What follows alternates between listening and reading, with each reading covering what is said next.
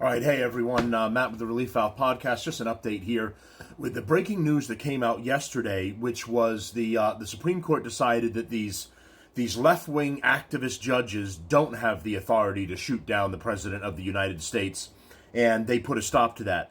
Here's some of the press conference with Trump and Pam Bondi talking about some of this after their win in the Supreme Court. Check it out. That's what they've done, and really, it's been an amazing period of time. This last hour, there are people elated all over the country. I've seen such happiness and spirit. Sometimes you don't see that, but this case is very important. I was elected on a historic mandate, but in recent months we've seen a handful of radical left judges effectively try to overrule the rightful powers of the president to stop the American people from getting the policies that they voted for in record numbers. It was a grave threat to democracy, frankly, and instead of merely ruling on the immediate cases before them, these judges have attempted to dictate the law for the entire nation. In practice, this meant that if any one of the nearly 700 federal judges disagreed with the policy of a duly elected president of the United States, he or she could block that policy from going into effect, or at least delay it for many years, tie it up in the court system. This was a colossal abuse of power which never occurred in American history prior to recent decades, and we've been hit with more nationwide injunctions than were issued in the entire 20th century together. Think of it, more than the entire 20th century, me. I'm grateful to the Supreme Court for stepping in and solving this very, very big and complex problem, and they've made it very simple. I want to thank Justice Barrett, who wrote the opinion brilliantly, as well as Chief Justice Roberts, and Justices Alito, Gorsuch, Kavanaugh, and Thomas. Great people. Thanks for this decision, and thanks to this decision, we can now promptly file to proceed with numerous policies that have been wrongly enjoined on a nationwide basis. And some of the cases we're talking about would be ending birthright citizenship, which now comes to the fore. That was meant for the babies of slaves. It wasn't meant for people trying to scam the system and come into the country on a vacation. This was, in fact, it was the same date, the exact same date, the end of the Civil War. It was meant for the babies of slaves, and it's so clean and so obvious. But this lets us go there and finally win that case, because hundreds of thousands of people are pouring into our country under birthright citizenship, and it wasn't meant for that reason. It was meant for the babies of slaves. So thanks to this decision, we can now promptly file to proceed with these numerous policies, and those that have been wrongly enjoined on a nationwide basis, including birthright citizenship, ending sanctuary city funding, suspending refugee resettlement, freezing unnecessary funding, stopping federal taxpayers from paying for transgender surgeries, and numerous other priorities of the American people. We have so many of them. I have a whole list. I'm not going to bore you, and I'm going to have Pam get up and say a few words, but there's really, she can talk as long as she wants. This is a very important decision. Pam here. This is For all Americans.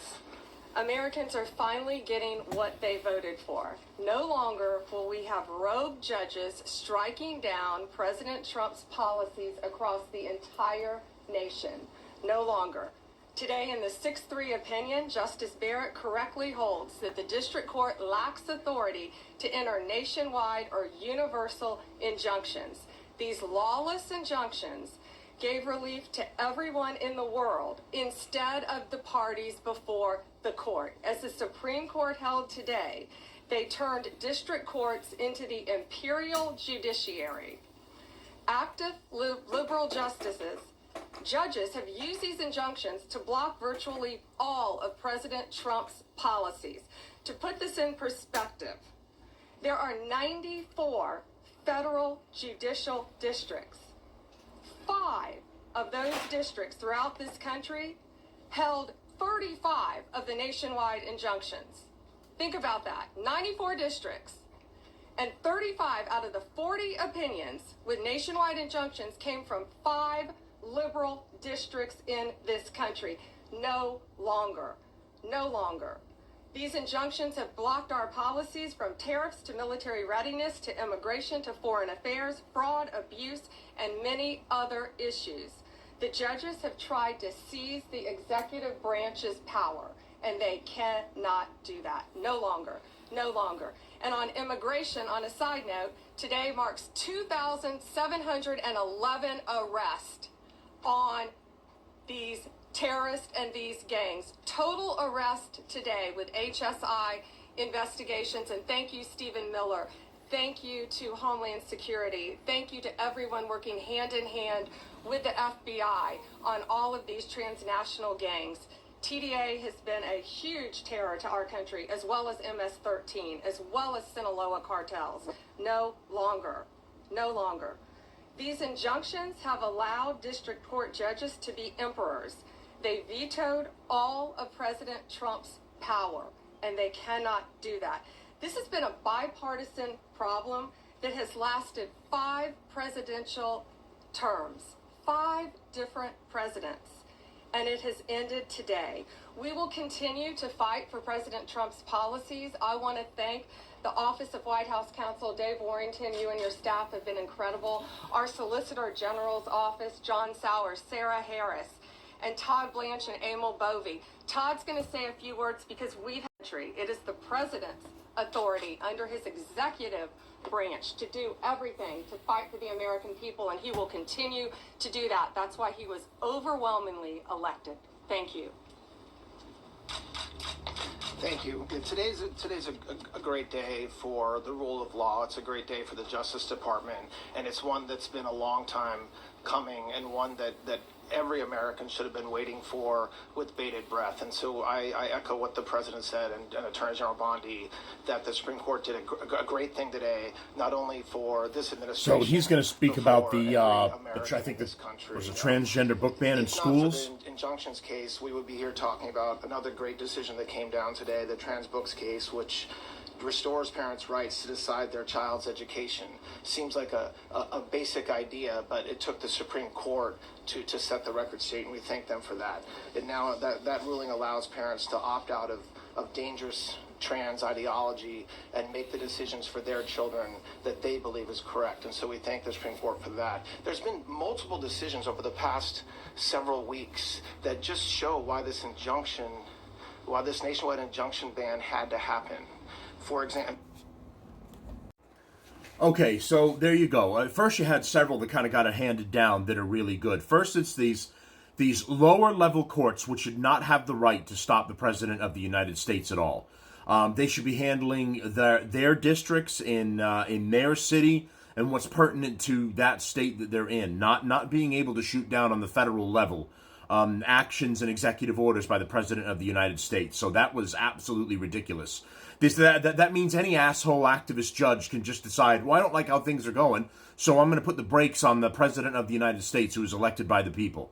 So that was a great ruling. Now all these idiots will stop doing what they're doing. They won't have any more power to do that.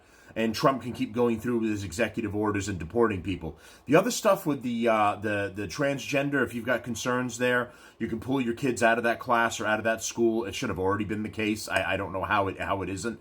But if they're pushing transgender ideology, you as a parent can take action and get them out of there. And what sane parent wants their children involved in any of that? It's the transgenderism on children is literally child abuse. If you're a parent who trans your kids, you mentally abused your children. Even more so if you went through with all of the hormones and the surgical procedures. I mean, there's no excuse for it. I don't want to hear from these parents about, well, I just wanted to do the right thing. I didn't want them to hurt themselves, and I was worried about it. So you help them figure it all out and move forward. I mean, every kid is struggling with their who they are as a person and what they want to be. That's natural. And this disgusting agenda has stolen it for its own. And then the trans ban in Tennessee, I think that they can put a stop to it, the surgeries and all of that.